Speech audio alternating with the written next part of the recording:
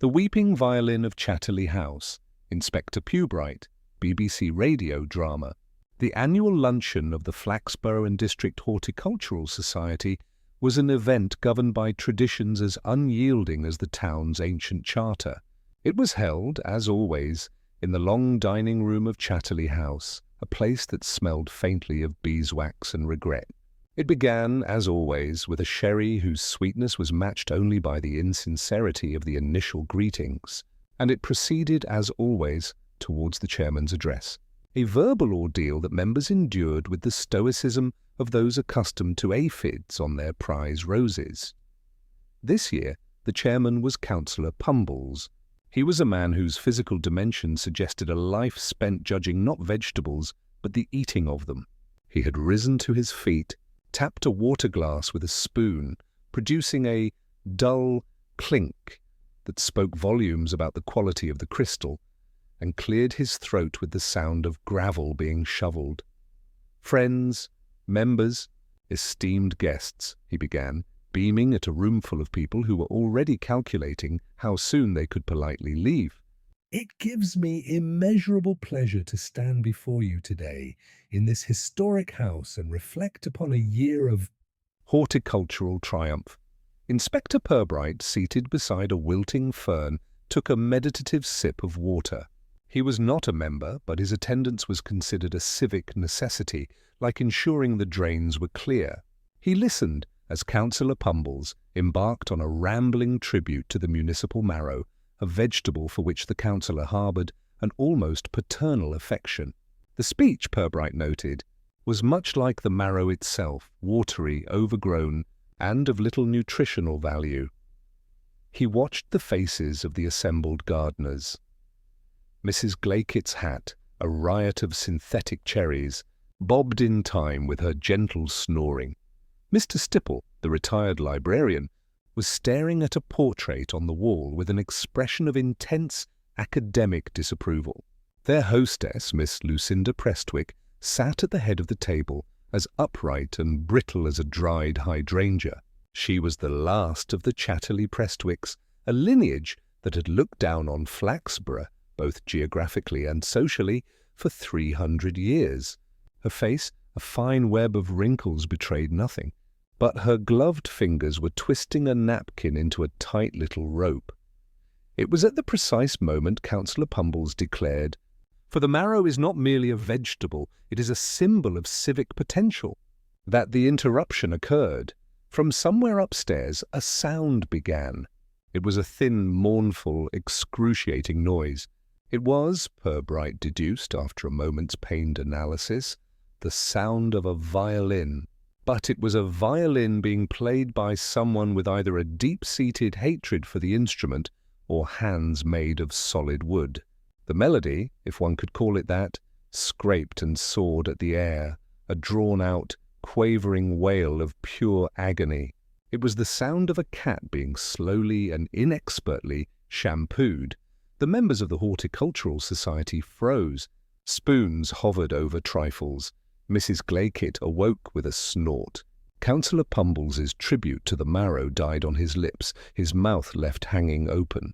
The noise continued for perhaps 10 seconds, a screeching, lamentable glissando that climbed to a strangled peak, and then thump. The sound from above was not loud, but it was definite. It was the sound of something solid and not especially heavy meeting the floor. Then silence. A profound, ringing silence, broken only by the tick of a grandfather clock in the hall.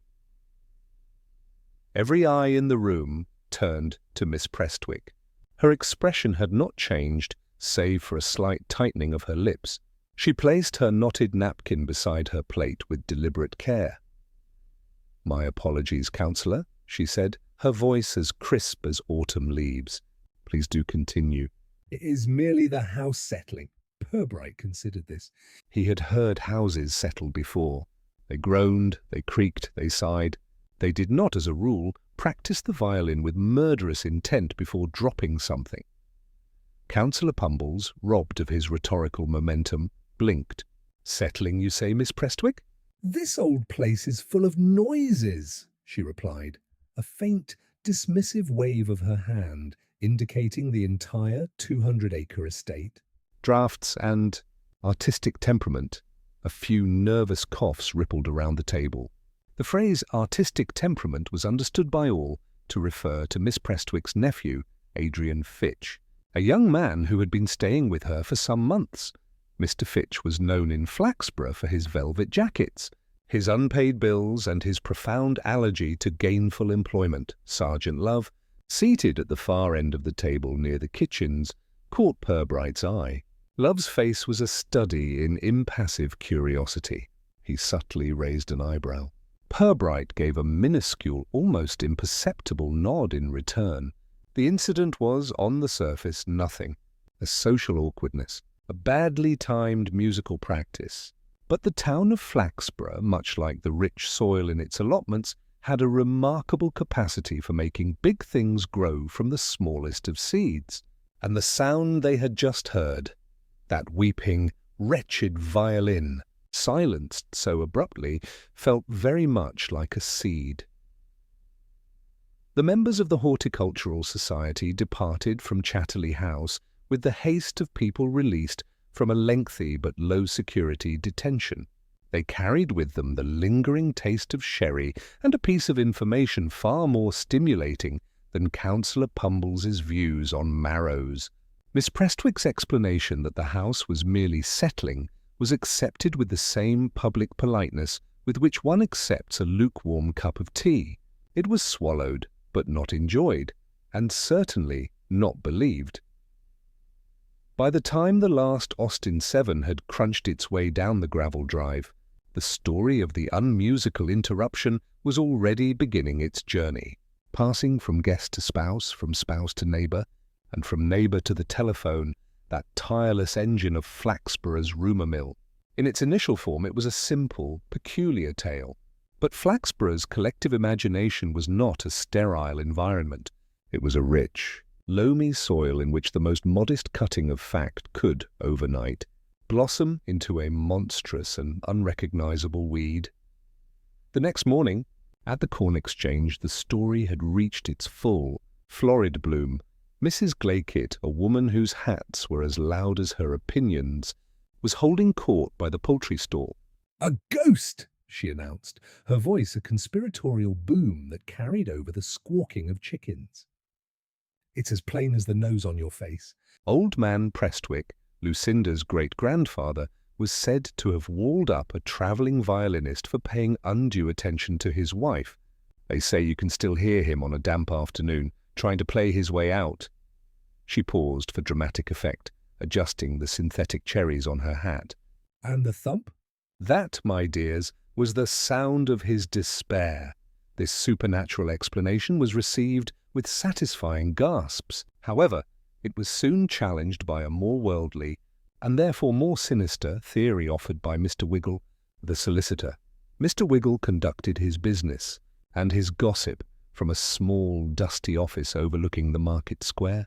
He spoke in hushed, confidential tones that implied he was forever on the verge of divulging a breach of client privilege, but never actually did.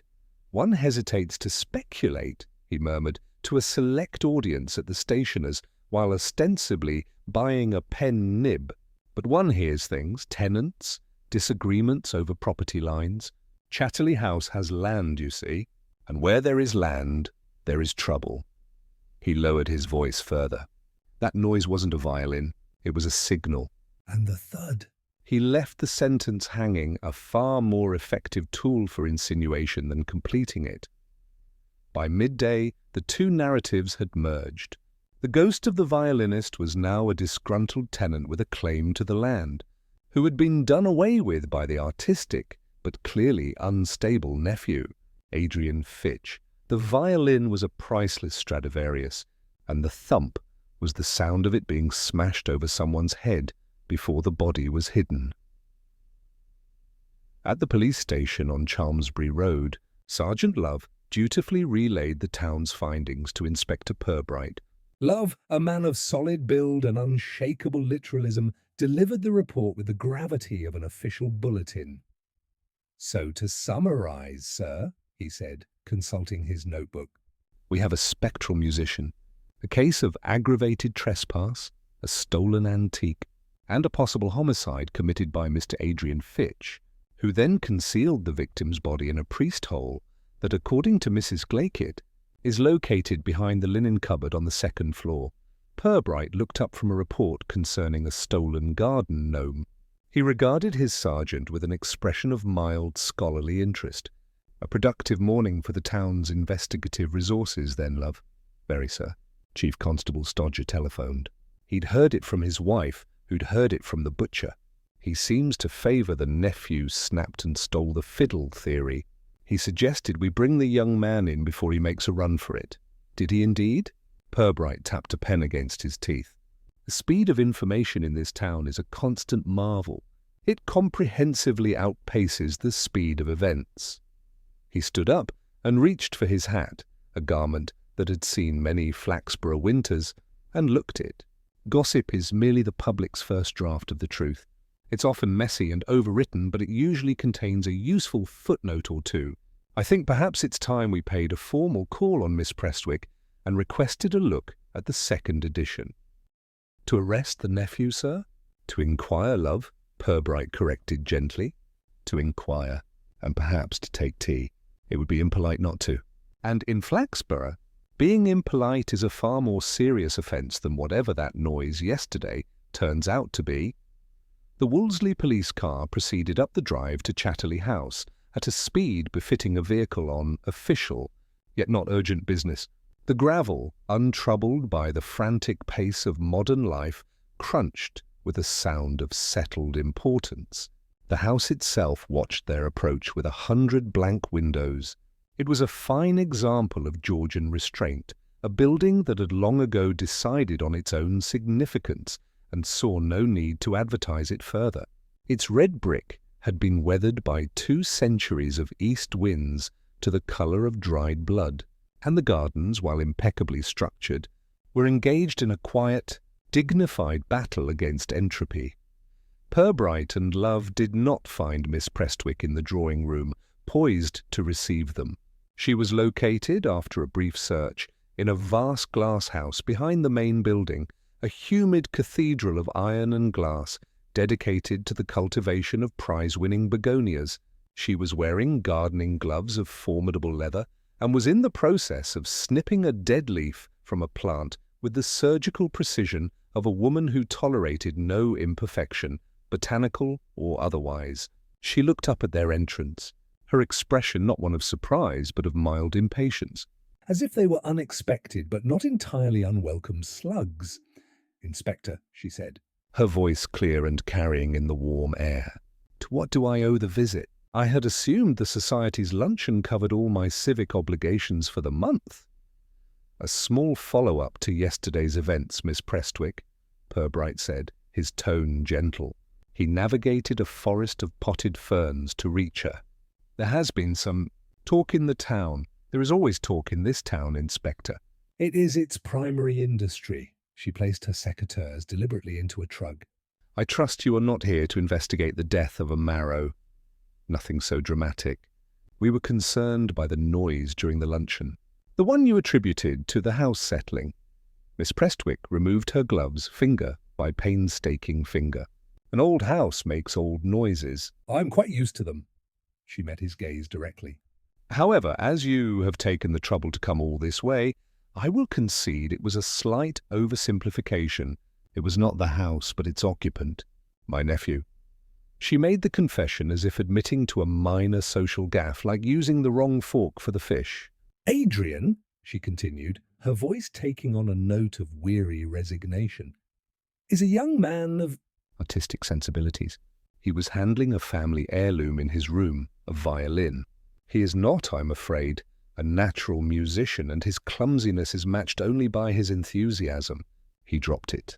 "That was the thud you heard." "I can assure you the violin came off worse in the encounter." She delivered the explanation as a single, solid block of information, designed to be accepted whole, without question. It was neat, plausible, and explained everything. "I see," said Purbright. "And Mr. Fitch? Is he quite all right?" "He's mortified," Miss Prestwick stated flatly. He is taken to his bed with a case of acute embarrassment, a condition to which he is regrettably prone. She picked up her trug. Now you have come all this way. You must have some tea. The walk has surely tired you. It was not a question. It was a command disguised as a courtesy. She led them from the humid warmth of the glass house into the cool, dark halls of the house. The interior, like the exterior, smelled of polish and the past. They were seated in a drawing-room where the furniture was shrouded in dust covers, making the chairs and sofas look like a gathering of well-behaved ghosts. Miss Prestwick alone seemed alive in the room, pouring tea from a silver pot into porcelain cups so thin they were translucent. "As you can see, Inspector," she said, handing Purbright a cup, "there is no great mystery here, merely a clumsy boy and a broken instrument. Hardly a matter for the constabulary." "Perhaps not," Purbright agreed, sipping the tea. It was Earl Grey, brewed to a formidable strength. "All the same, we would need to see the violin. For the report." A flicker of something, annoyance perhaps, passed across Miss Prestwick's face before being replaced by a mask of polite concern. "That may be difficult. In his shame, Adrian disposed of it." He was quite distraught. "Disposed of it?" Sergeant Love interjected, his voice a low rumble in the quiet room. "A valuable family heirloom." Miss Prestwick fixed Love with a look of chilly condescension.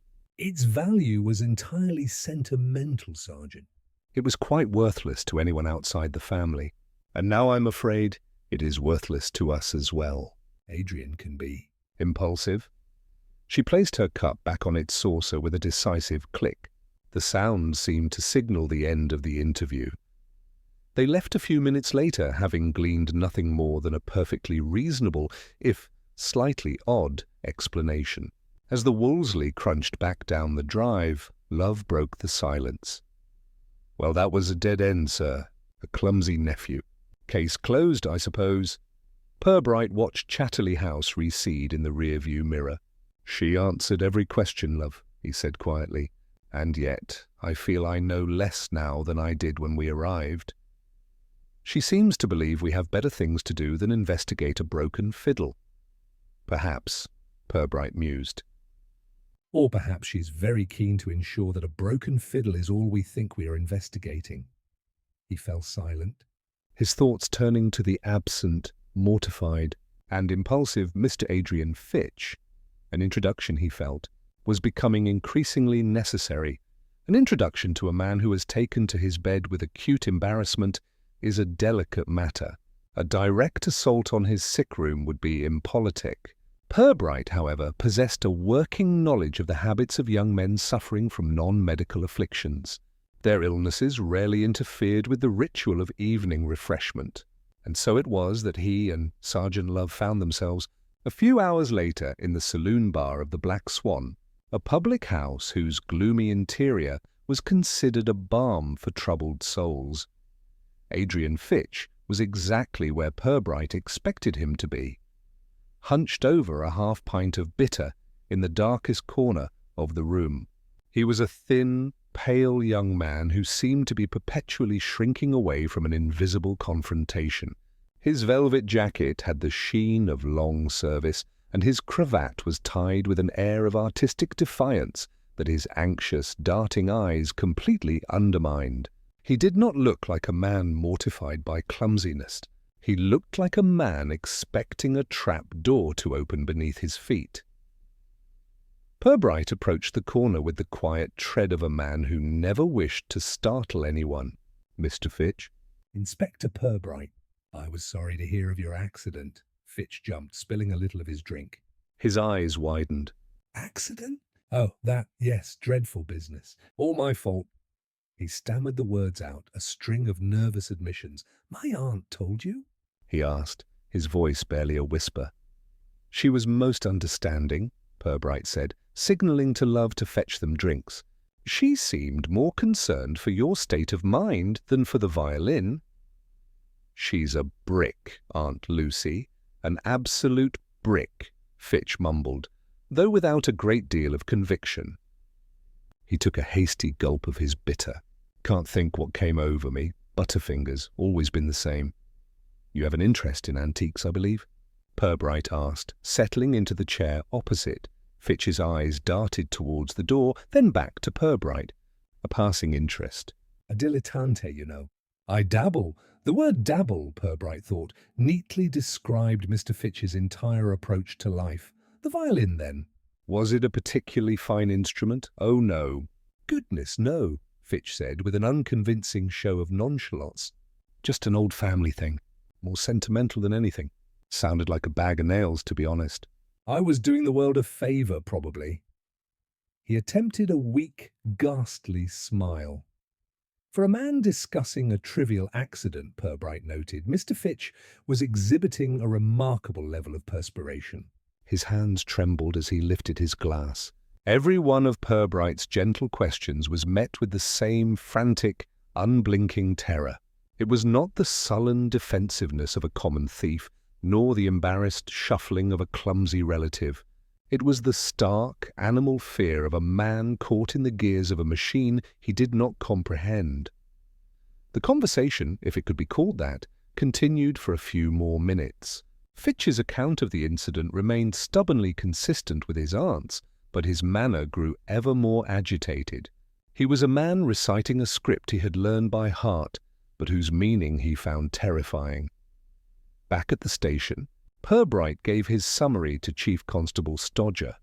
Mr. Stodger was a man who liked his crimes to be as neat and tidy as his immaculately waxed moustache. He listened with growing satisfaction. "So there we have it," Stodger declared, slapping a hand down on his blotter. "It's as clear as day. Fitch is up to his ears in debt. Everyone in Flaxborough knows that. He lives on his aunt's charity. He sees a valuable violin, thinks he can sell it to pay off his bookie, tries to sneak it out during the luncheon, drops the case, makes a racket, and panics. He and the old lady cook up this clumsiness story to avoid a family scandal. Open and shut." "He seemed genuinely frightened, sir," Purbright offered mildly. "Of course he's frightened," Stodger boomed. "He's been caught." "Fright is a symptom of guilt, Purbright." "You know that." "We'll have him in for a formal interview in the morning. A bit of pressure and he'll fold like a deck chair." Purbright did not argue. He knew that to Mr. Stodger a simple explanation was always preferable to a complicated one, especially if it pointed towards a suspect who was already socially disapproved of. The chief constable saw a weak-willed, debt-ridden young man and a straightforward motive of greed. The conclusion was not only logical, it was satisfyingly moral. But Purbright saw something else. He saw the disproportionate fear in Adrian Fitch's eyes. It was a fear that went far beyond the prospect of a charge for attempted theft. It was the fear of a man who was not the author of his own predicament, but merely a terrified actor in a play directed by someone else. The chief constable had his obvious suspect, and the town had its villain. Purbright, however, had only a growing certainty that the most obvious solution was simply a convenient screen, placed there to hide something far more interesting. Chief Constable Stodger's appetite for a swift conclusion did not, Purbright found, make the case itself any more digestible. The simple narrative of a failed theft sat poorly with him. It was too neat, and the central character, Mr. Fitch, had played his part with entirely the wrong sort of fear. So, while Mr. Stodger was busy composing a triumphant memorandum for the watch committee, Purbright decided that a second, quieter look at the scene of the crime, or, as Miss Prestwick would have it, the mishap, was in order. He and Sergeant Love presented themselves at Chatterley House the next morning under the pretext of taking measurements for the official report, a piece of bureaucratic make-work so tedious that no one ever questioned its necessity. Miss Prestwick received them with the air of a woman suffering a recurring inconvenience, like a leaking tap. "More questions, Inspector?" "I should have thought the matter was settled," she said, leading them towards the main staircase. "Adrian is still indisposed. The whole affair has taxed his nerves. Just a formality, Miss Prestwick," Purbright assured her. "We won't be a moment." Adrian Fitch's room was in a wing of the house that had clearly seen better decades. The air was cool and still, smelling of dust and old books. A film of grey neglect lay over the heavy mahogany furniture, a testament to the fact that Miss Prestwick's daily help, Mrs. Moped, rarely ventured into these forgotten territories.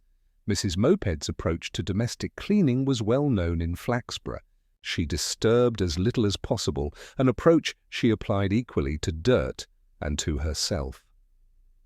Purbright stood in the centre of the room, his gaze taking in the details. A single bed, a wardrobe, a small writing desk.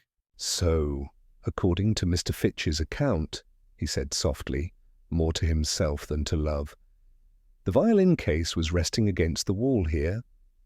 He pointed to a spot beside the wardrobe. He picked it up, turned, and it slipped from his grasp, landing about here. He indicated a spot on the dark, wide floorboards. Sergeant Love dutifully took out a tape measure, his expression one of stolid patience.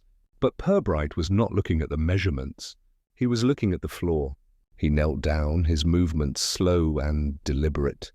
The floorboards were, as expected, dusty.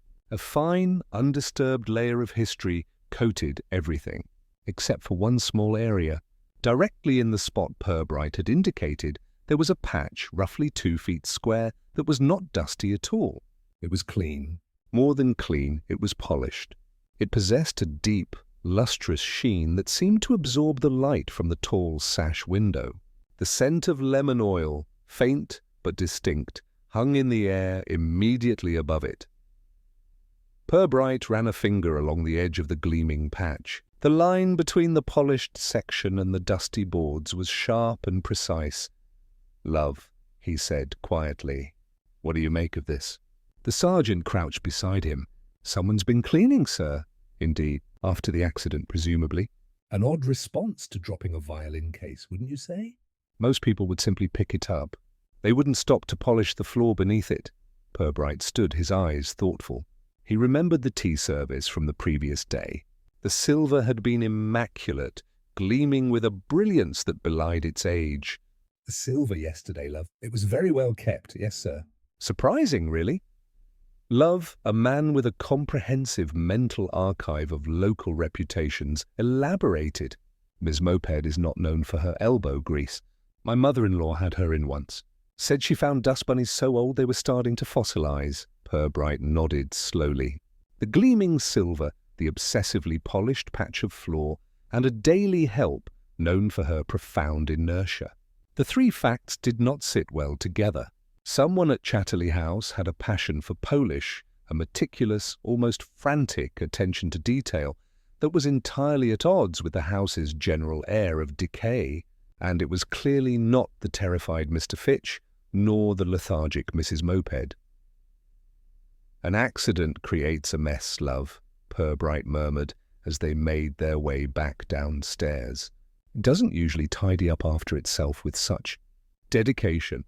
The neat, open and shut case of the chief constable was beginning to look decidedly untidy. A trivial detail, a patch of polish smelling of lemons, had introduced a new question.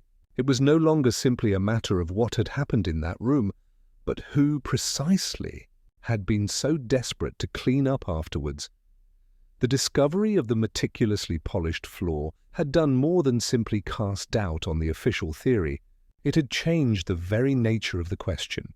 If Adrian Fitch was not the sole author of the event, but merely a participant, and if his aunt was engaged in a frantic clean-up, then the motive was unlikely to be a simple case of vulgar theft.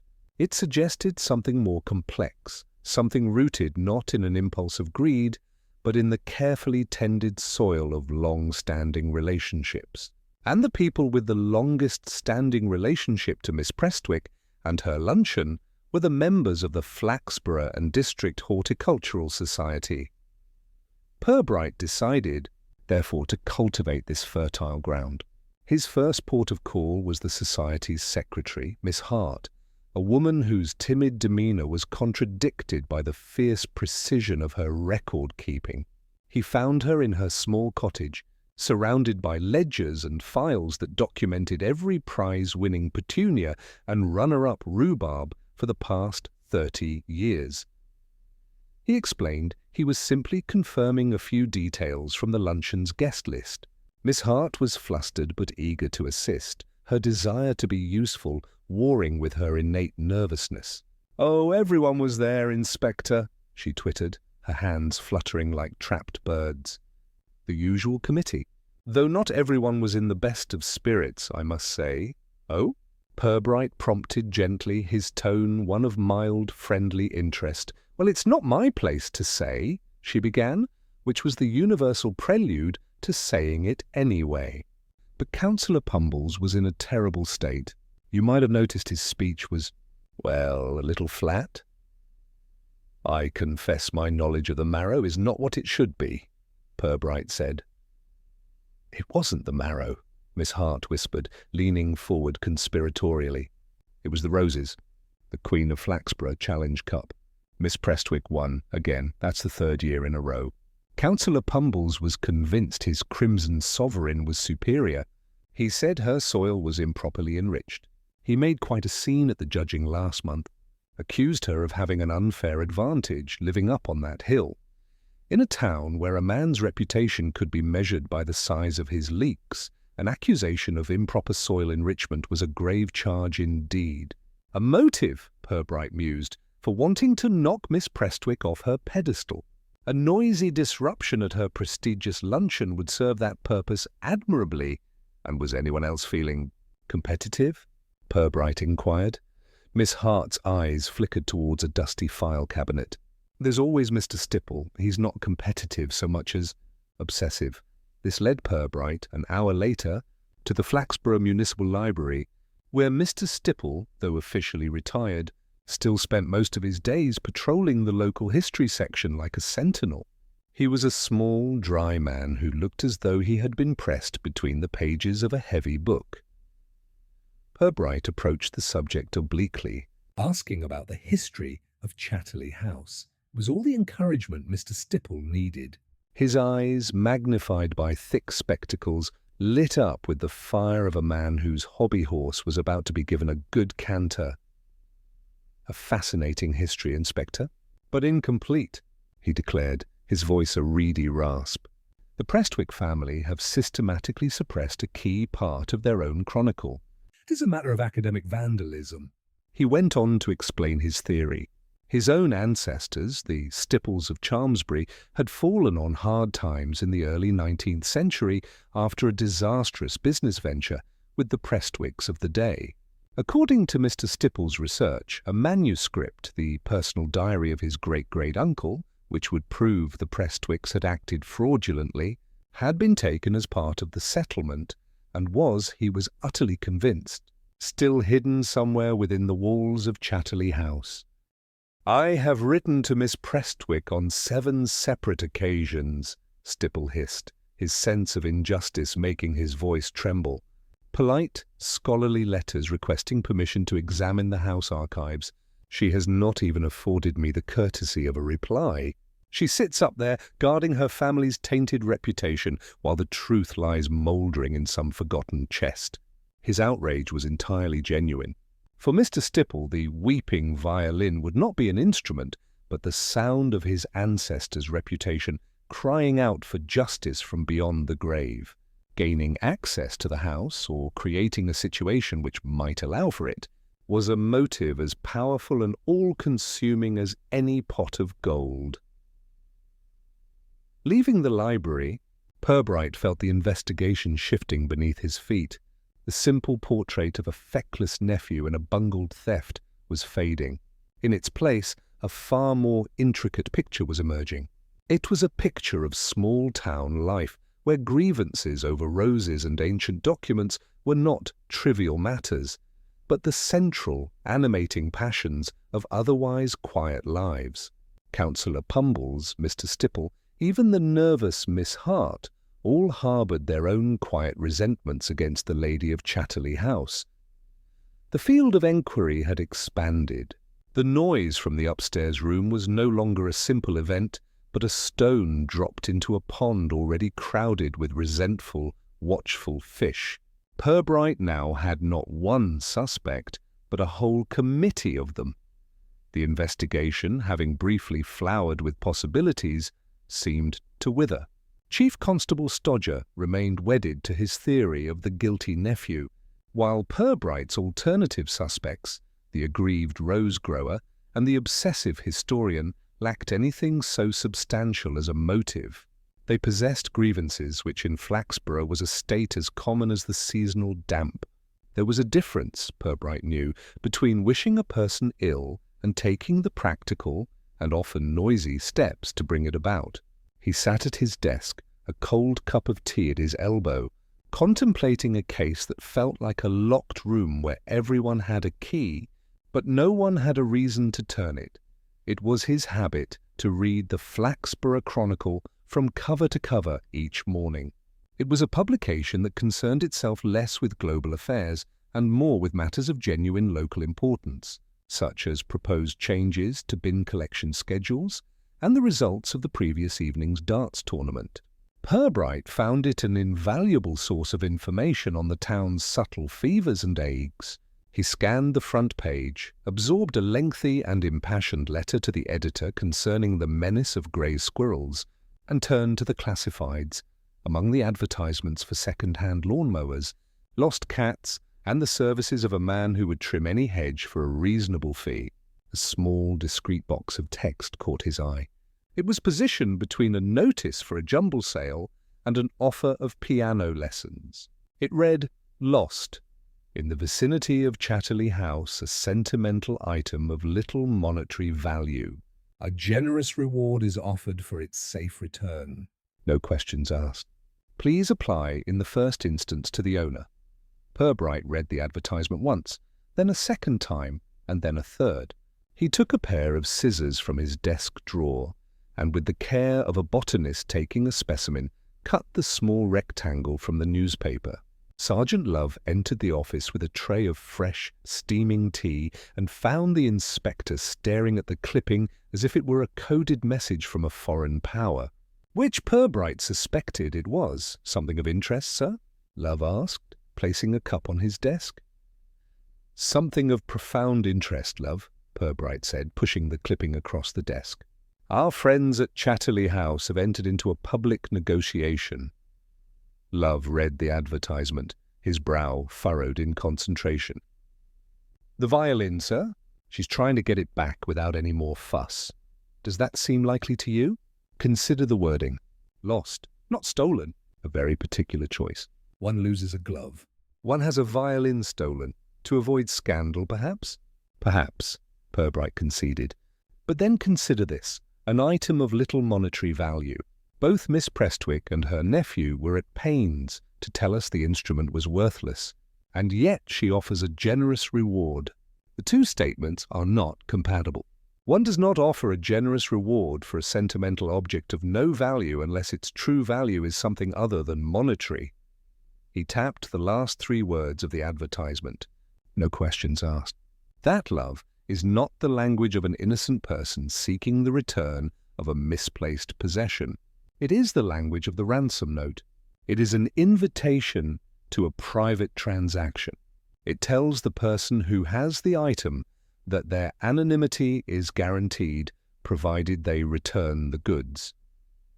Sergeant Love considered this, his solid, practical mind working through the logic.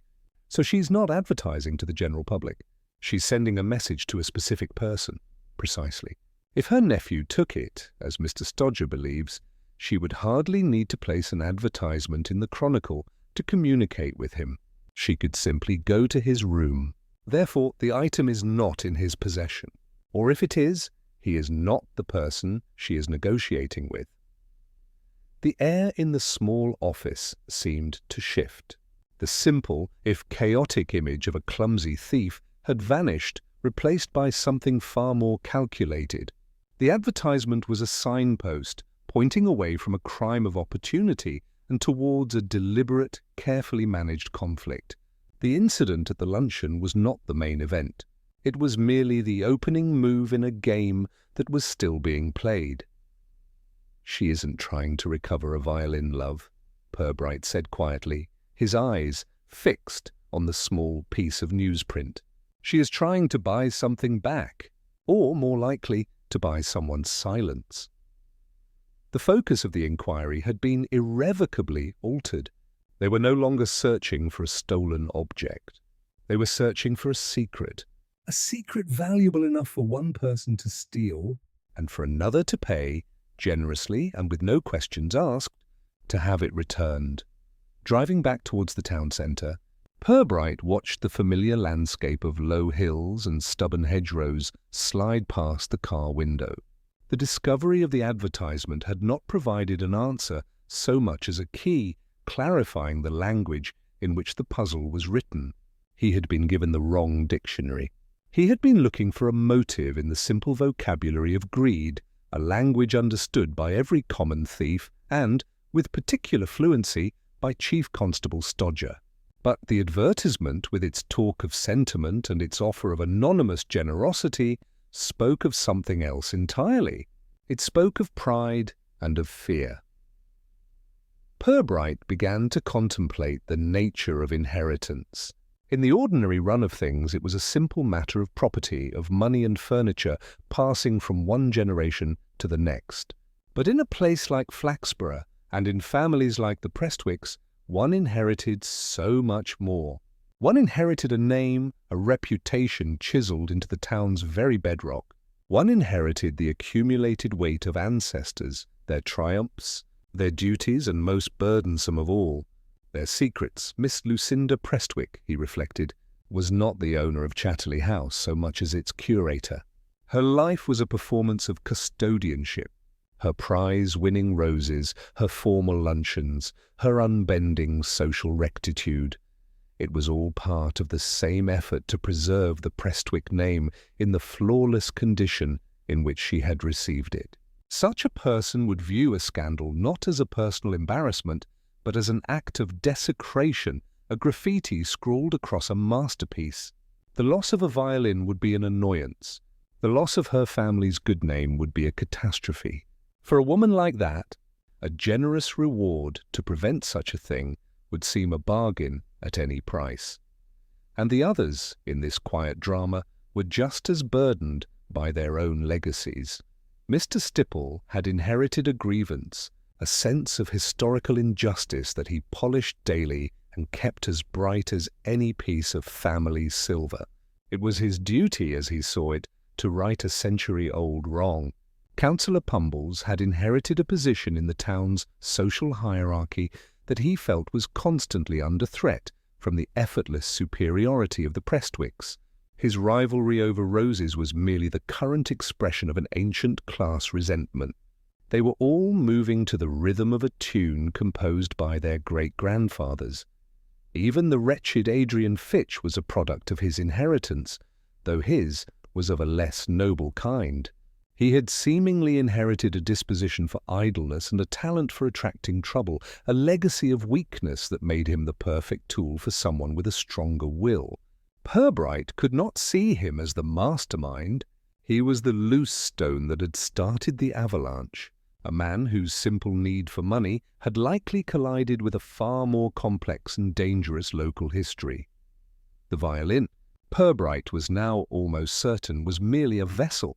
The screeching noise and the thump were not the sounds of a theft, but of a secret being disturbed. A secret that had been lying dormant within the walls of Chatterley House. Secrets in Flaxborough, he knew, did not die. They composted. They lay deep beneath the surface of daily life, breaking down slowly over the years, enriching the soil for future conflicts. Someone had dug this one up. The case was not about a stolen object. It was about leverage. The person with the sentimental item now had power over Miss Prestwick. But what kind of power? And to what end? To expose a fraud, as Mr. Stipple might wish? To settle a score, as Councillor Pumbles might desire? Or simply to extract money using the threat of shame as a weapon? As the Wolseley passed the town sign, Purbright felt he understood the shape of the thing, if not its precise details. The crime was rooted in the past. Its motive was not the acquisition of something new, but the exposure of something old. We've been looking for a thief. Love, he said, breaking the long silence. Seems so. Sir, I think perhaps we should be looking for a historian. To seek the truth from a historian, one must first consult the archives. Purbright's archives, however, were not dusty manuscripts, but the living memories and guarded reactions of the people involved. Having concluded that the incident at Chatterley House was a piece of theatre, he decided the best way to understand the plot was to assemble the principal actors and give them a new line to read. He arranged the gathering with care. A formal interview would put everyone on their guard. Tea, on the other hand, was the great social lubricant of English life, a ritual that encouraged civility even when grievances were simmering. He sent separate, polite invitations to Miss Prestwick, her nephew and Councillor Pumbles, requesting their assistance in a final, informal review to close the file on the unfortunate domestic matter. The phrase was chosen for its soothing, bureaucratic vagueness. It promised an end to the affair, which was something all parties, for their own reasons, desperately wanted. They convened in the station's small, functional tea room, a place that smelled of strong brew and digestive biscuits. The setting was deliberately mundane, a neutral ground far from the loaded atmosphere of Chatterley House or the public stage of the town hall. Councillor Pumbles arrived first, radiating an air of civic importance, as though he had been summoned to advise on national security. Miss Prestwick and her nephew arrived together. She was composed, a frigate of moral certainty sailing into a slightly disreputable port. Adrian Fitch, by contrast, looked as if he were being led to the gallows. He huddled in his aunt's wake, his eyes wide, his hands trembling so much he seemed afraid to touch anything. Purbright, with Sergeant Love standing by like a silent piece of furniture, played the role of the affable host. He poured the tea. He passed the biscuits. He spoke of the unseasonably fine weather. The conversation was stilted, a masterpiece of polite evasion, with each participant acutely aware of the other's presence. Miss Prestwick regarded Councillor Pumbles with cool disdain. The councillor, in turn, puffed out his chest and ignored her. Adrian Fitch simply stared at the floor. After a few minutes of this excruciating civility, Purbright leaned back in his chair, a thoughtful expression on his face. He looked directly at Miss Prestwick. "You know," he said, his tone casual, conversational, "the more I think about it, the more of a shame it seems." About the damage to the violin, I mean. "Such a delicate instrument." He paused, letting the statement settle in the quiet room before delivering the payload. "I suppose the repair costs will be significant." The effect was instantaneous and varied. Adrian Fitch made a small, choked sound. His head jerked up, his face a mask of pure, unadulterated panic. He looked wildly at his aunt, then at Purbright, his mouth opening and closing silently. He had been prepared for a story about a worthless, disposed-of object. This talk of repairs and costs was a devastating deviation from the script. Miss Prestwick did not move a muscle, but her face seemed to harden, the fine wrinkles deepening into cracks in porcelain. Her knuckles, gripping her teacup, were bone white. She shot a glance at her nephew so sharp and cold it could have chipped ice. It silenced his nascent protestations immediately.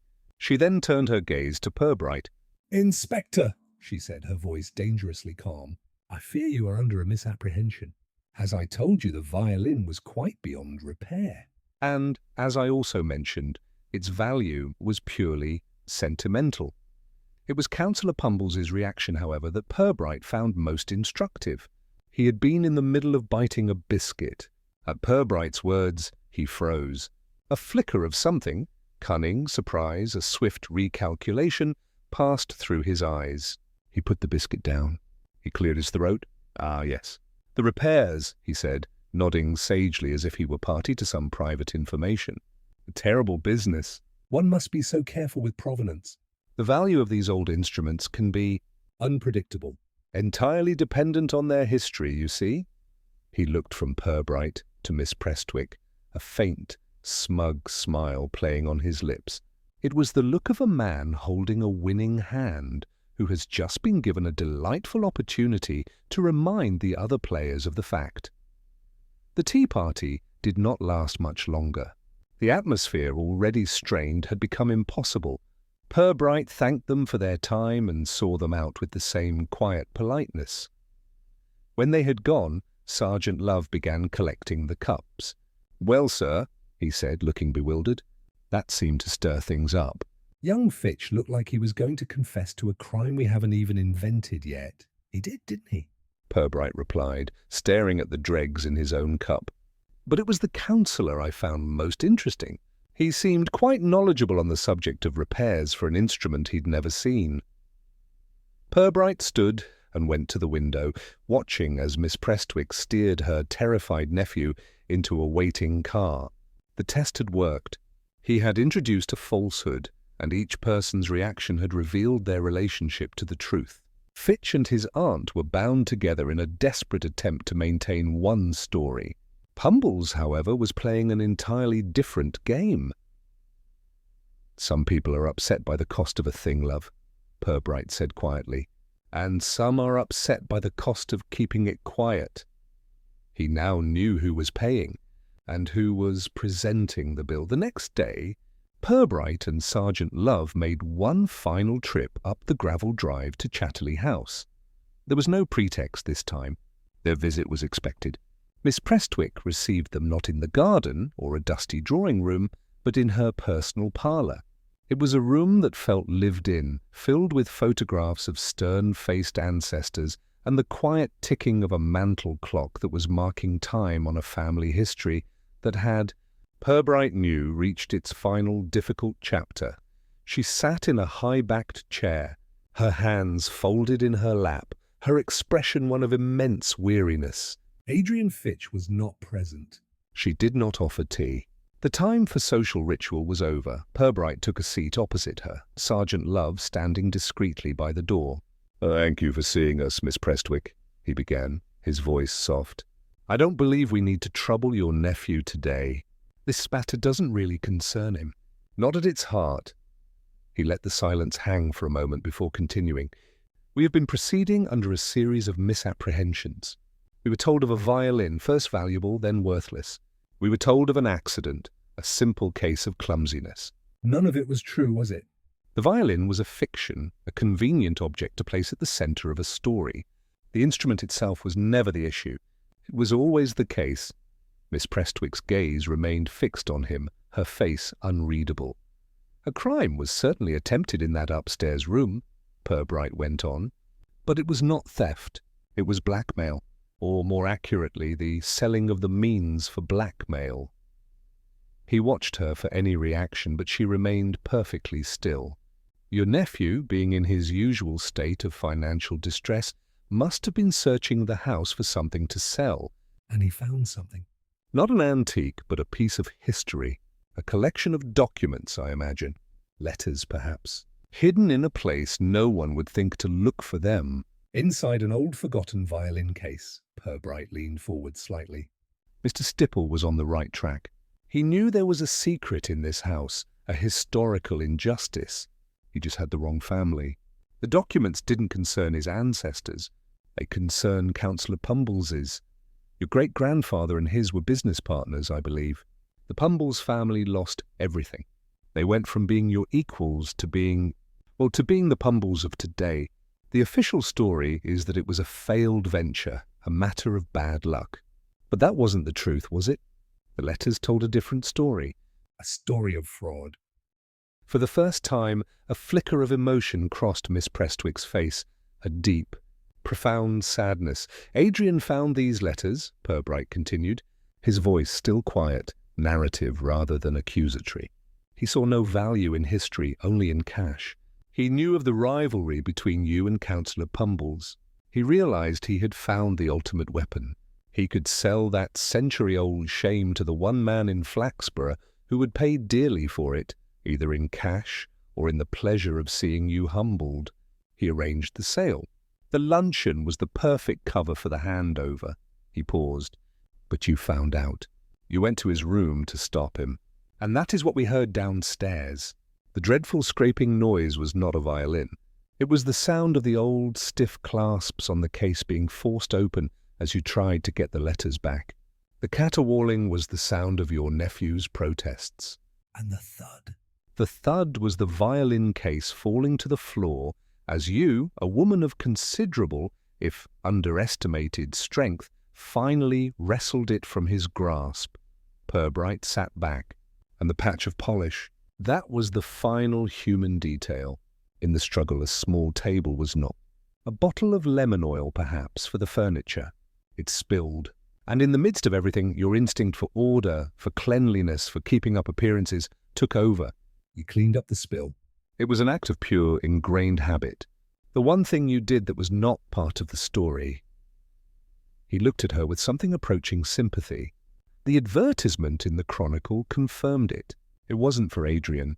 It was for Pumbles. Adrian had already told him about the letters, you see. Even without the documents themselves, the story was out. The threat remained. You were trying to buy the counsellor's silence. That's what the generous reward was for. The clock on the mantelpiece ticked 5 times into the silent room. Miss Prestwick finally lowered her gaze to her hands. My great-grandfather was a proud man, she said, her voice barely a whisper.